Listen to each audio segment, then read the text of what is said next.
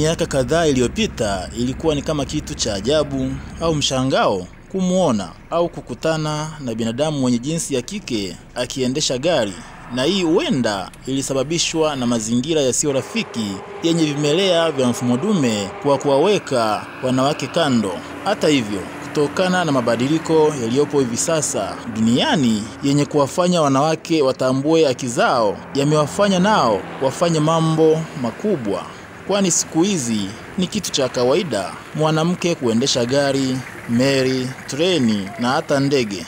Katika kudhihirisha hilo, PHQ Habari imefanya mahojiano na dereva wa kike anayetumikia jeshi la magereza kwa kiwango bora, na mahojiano yalikuwa hivi. Naitwa namba 3110 Staff Sergeant Neema.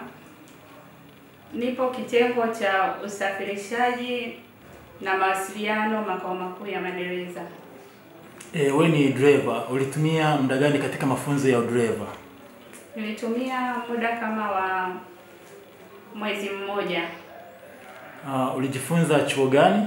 Nimesoma chuo cha KPF kilichopo Morogoro kinachomilikiwa na jeshi la magereza. Kwa nini uliamua kujifunza udriver? Nilijifunza udereva kwa sababu ni kitu ambacho nakipenda. Watu wengi wanaamini udriver ni kazi ya wanaume na wewe ni askari wa kike. Unazungumziaje dhana hii? Hiyo dhana naona ni potofu. Udereva anaweza kuendesha mtu yoyote mradi ukiwa umejiamini na umefuata mafunzo. Wewe una familia. Unawezaje kuhudumia familia na kazi za udriver?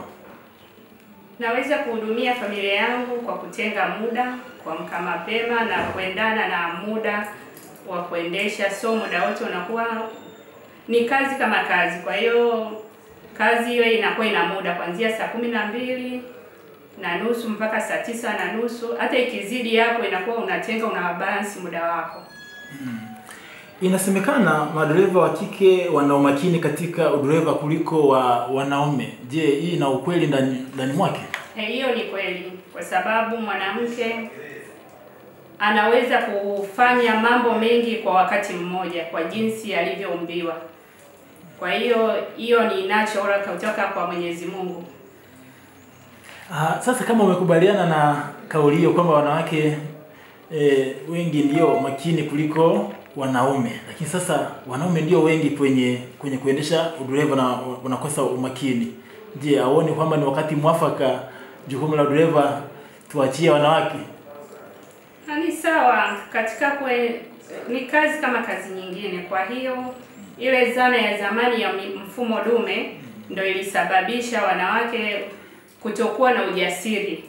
Lakini kwa sasa hivi ninawapa wito wanawake wenzangu waweze kujitoa, waendeshe na wasichague kazi. Kuna kazi nyingi. Siku hizi kuna changamoto nyingi za ajali njiani zinazohusishwa na vyombo vya moto.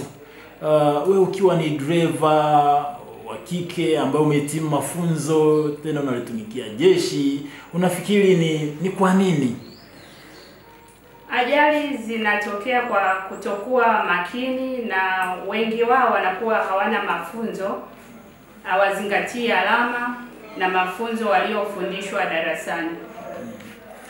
Nini kifanyike kupunguza ajali hizo ambazo kimsingi zinasababisha vifo, majeraha na kadhalika? Wito wangu ninawaambia madereva wenzangu wa kike na wa kiume waweze kufuata taratibu na mafunzo tuliofundishwa, hasa udereva wa kujiamini. Ni mafanikio yapi umeyapata tangu uanze kazi za udriver?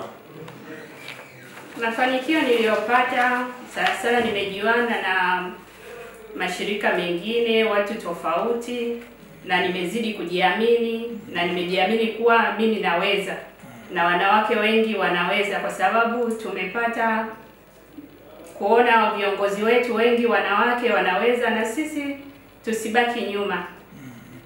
Ndiyo, penye mafanikio hapakosi changamoto. Ninaamini ya kwamba umezungumzia mafanikio ambayo umeyapata tangu uwe driver. Je, ni changamoto zipi ambazo unakumbana nazo katika shughuli hizi za driver? Changamoto sana na misi familia kwa muda mfupi, lakini nikiwa dereva, nikiwa ni askari, huwa naweka muda.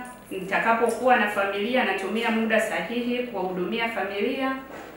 Na changamoto nyingine ni kutokana, unakutana barabarani, madereva wengi wanakuwa hawana elimu. Kwa hiyo ni changamoto, wanaweza kukusababishia, na hapo ndipo tunatumia leo udereva wa kujihami. Ndio maana tunakuwa wanawake hatupati ajali. Umesema kwamba kutokana na udereva kuna changamoto ya kumisi watoto wako. Vipi kwa upande wa mume wako? Anakupa ushirikiano katika kazi hizi za udereva? Sababu wakati mwingine unaweza ukasafiri siku 2 siku 3, ushirikiano ukoje wewe na mmeo? Anashukuru, mume wangu ananipa support, ndio maana niko mpaka sasa hivi naendelea na udereva. Tarehe 8 mwezi wa 3 mwaka huu ilikuwa ni siku ya wanawake duniani. Unaweza kuwaambia nini wanawake ambao yamkini bado wanaweza kawa na dhana kwamba kazi fulani ni za wanaume sio za wanawake? Natoa wito kwa wanawake wenzangu wasichague kazi. Kazi zote zinawezekana, hasa kwa sisi wanawake ambao tunaoweza kufanya mambo mengi kwa wakati mmoja. Kwanza akili zetu zinawaza kwa haraka sana na kutoa majibu kwa haraka sana. Kwa hiyo ninapenda kuwahamasisha wanawake wenzangu wasichague kazi, wawe madereva, wawe wajenzi, na tufuate mfano mzuri wa rais wetu Mama Samia na viongozi. Hata majeshini tuna viongozi wengi wanawake. Mfano, msemaji mkuu wa jeshi ni mwanamke, na wanawake wengi wakuu wa magereza wapo wengi wanawake. Kwa hiyo wanawake hatupo nyuma tu. Ningependa wanawake tumfuate mfano wa Mama Samia. Na mwisho, nini ombi lako kwa Kamishna Jenerali wa Jeshi la Magereza Jeremia Yoram Katumbi? Ombi langu kwa Kamishna Jenerali Afande Jeremia, ningependa aweze kutuamini wanawake. Wanawake tunaweza, na akitupatia nafasi hiyo hatutamwangusha. Na mfano mzuri anauona, sio kama tunaongea, anaona yeye mwenyewe.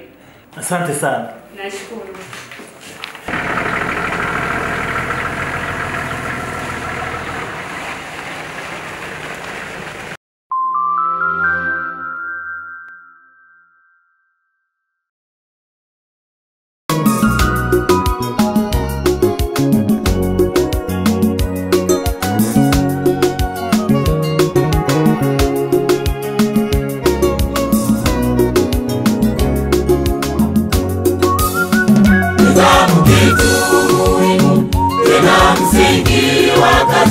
Katika kutekeleza majukumu magereza, nidhamu kitu muhimu tena msingi wa kazi. Katika kutekeleza majukumu magereza